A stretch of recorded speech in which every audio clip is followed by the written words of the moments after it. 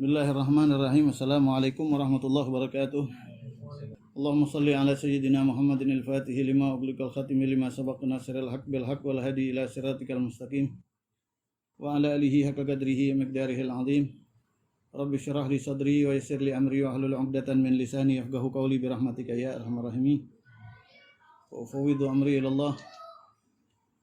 Innallaha basirun bil ibad wa ba'du walhamdulillah. Ikhwafillah, bersyukur kita kehadirat Allah Subhanahu wa taala yang masih terus memberikan kepada kita kesempatan dan keinginan untuk melakukan ibadah kepada Allah Subhanahu wa taala.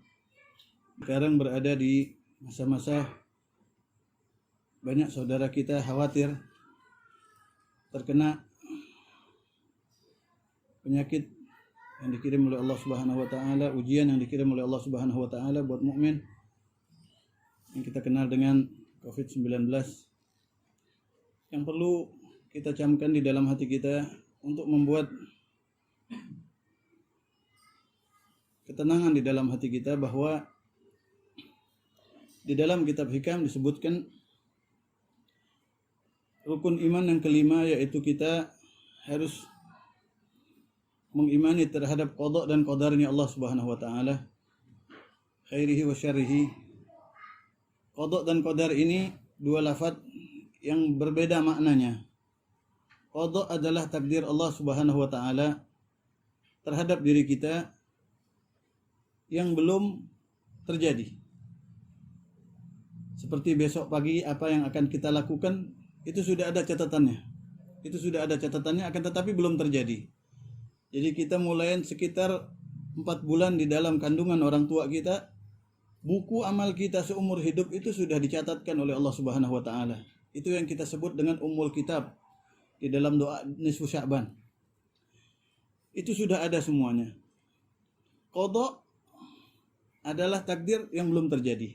Kalau qadar, takdir yang sudah terjadi. Seperti saat ini kita duduk berkumpul, ini takdir Allah Subhanahu wa taala yang sudah terjadi. Kalau takdir tidak bisa berubah karena sudah bisa terjadi. Tapi kalau qada yang belum terjadi itu terbagi dua. Di dalam kitab Hikam dijelaskan terbagi dua, ada yang mubram, ada yang mu'allaq. Ada yang mubram, ada yang mu'allaq. Ada yang sifatnya pasti, ada yang sifatnya tergantung pada kita. Ada yang terjadi atau terjadi tidak terjadinya, besok kita ngapain udah ada catatannya. Besok kita sakit apa sehat udah ada catatannya. Tapi untuk terjadi atau tidak terjadinya tergantung. Ya, ini takdir mubram apa mu'allaq. Takdir yang mubram, takdir yang pasti, yang pertama itu adalah umur, yang perlu kita tahu. Umur kita itu pasti. Umur kita itu bukan karena corona kita jadi meninggal. Bukan karena corona kita jadi pendek umur, enggak. Orang yang meninggal di saat-saat sekarang memang udah dari masih di dalam perut orang tuanya 4 bulan udah dicatat meninggalnya memang sekarang. Karena umur ini takdir yang pasti. Kalau umur ini, ya, takdir yang pasti ini bisa berubah, ya. Tapi berubahnya itu bukan berkurang, tapi bertambah. Bisa bertambah umurnya, bisa bertambah keberkahannya. La yaruddul qada ila du'a, kata Rasulullah SAW, enggak ada di antara yang merubah, yaitu tidak ada yang dapat merubah takdir kecuali doa kita kepada Allah. Takdir yang belum di antaranya juga, ya, man arada yubsata fi rizqihi wa yutala fi umrihi falyasir rahimahu. Di antara amalan yang bikin kita panjang umur, siapa orang yang pengen ya dipanjangin umurnya sama Allah Subhanahu wa taala, ditambah umurnya sama Allah Subhanahu wa taala, diluaskan dia punya rezeki sama Allah Subhanahu wa taala, sambung tali silaturahmi. Nah, menyambung tali silaturahmi ini juga hal yang memanjangkan umur. Di antaranya juga sedekah. Ya. Makanya Rasulullah SAW memerintahkan kita tabakkaru. Berpagi-pagilah di dalam bersedekah. Berpagi-pagilah di dalam sedekah biar apa bala di hari itu enggak nyampe kepada kita. Dan guru kita Syekh Ahmad bin Muhammad At-Tijani radhiyallahu anhu juga mengajarkan hendaknya kita punya al-qasdu, punya standar di dalam bersedekah setiap hari. Meskipun cuma berapa? Insya Allah kita bakalan dijauhin dari bala bencana. Baik bala bencana dunia, yang penting lagi bala bencana akhirat ketika dicabut keimanan kita sama Allah Subhanahu wa taala. Ini ujian yang Allah kirimkan ini, kata guru kita, ini bala ini bukan buat orang-orang yang beriman kepada Allah Subhanahu wa taala. Bala yang Allah turunkan sekarang ini rahmat kalau buat orang yang beriman. Kenapa? Kalau orang yang beriman kepada Allah Subhanahu wa taala akan bertambah kuat keimanannya kepada Allah Subhanahu wa taala. Wabil akas wal iyadu billah, orang-orang yang dhaif imannya kepada Allah akan bertambah lemah imannya kepada Allah. Mudah-mudahan iman kita dikuatin sama Allah Subhanahu wa taala. Akan tetapi memang ya, umur ini hal yang pasti, takdir yang pasti. Jadi kita nggak usah takut mati dengan adanya penyakit yang menyebar ini. Tapi kita hati-hati menghindari penyakit. Sakit ini takdir yang mu'allak. Kita kena penyakit, kagak kena penyakit, tergantung kita. Bisa dipahami ya? Kita kena penyakit, kagak kena penyakit, tergantung sama kita. Seberapa kita pengen punya himmah, ya, punya kemauan yang tinggi untuk untuk sehat, kemauan yang tinggi buat panjang umur. Di antaranya kemauan tinggi itu dibuktikan dengan apa? Dengan doa dan dengan banyak ketaatan kepada Allah Subhanahu wa taala.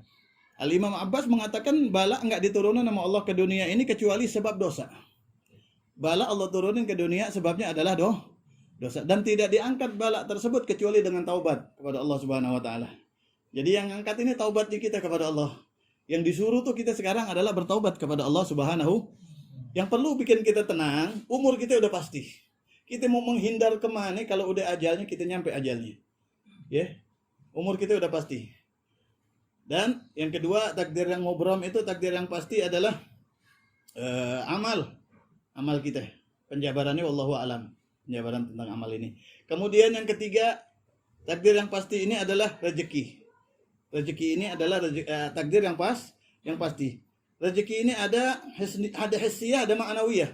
Ada rezeki yang zahir, ada yang rezeki yang batin.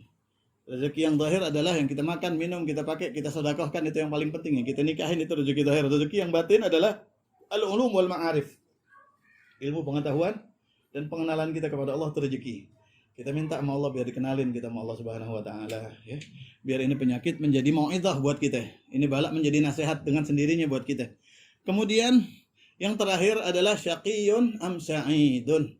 Syaqiyun am sa'idun. Ini orang celaka apa orang bahagia? Ini orang-orang yang celaka apa orang yang bahagia? Celaka dan bahagia ini ada tanda-tandanya. Tanda-tanda orang yang celaka adalah bahagia, ya, dia ketika diajak bermaksiat kepada Allah Subhanahu wa taala. Bahagia dia ketika tidak melaksanakan kewajiban kepada Allah Subhanahu wa taala. Dan orang yang bahagia, sa'id, orang yang su'ada adalah memaksakan diri untuk beribadah kepada Allah Subhanahu wa taala.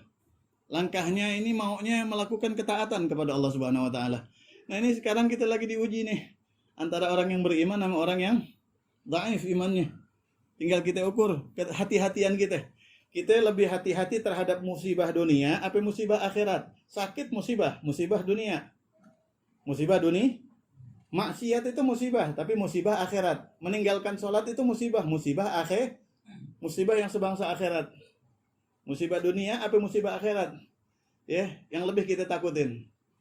Sementara maut itu sudah pasti. Maut itu udah pasti. Kita hati-hati boleh. Hati-hati boleh. Akan tetapi tidak dengan hati-hati tersebut kita jadi meninggalkan kewajiban kita kepada Allah Subhanahu wa taala tanpa ada dasar hukum. Kecuali kalau sudah ada dasar hukumnya, kagak ngapa-ngapa. Kita udah tahu imamnya yang bertanggung jawab siapa, enggak ngapa-ngapa.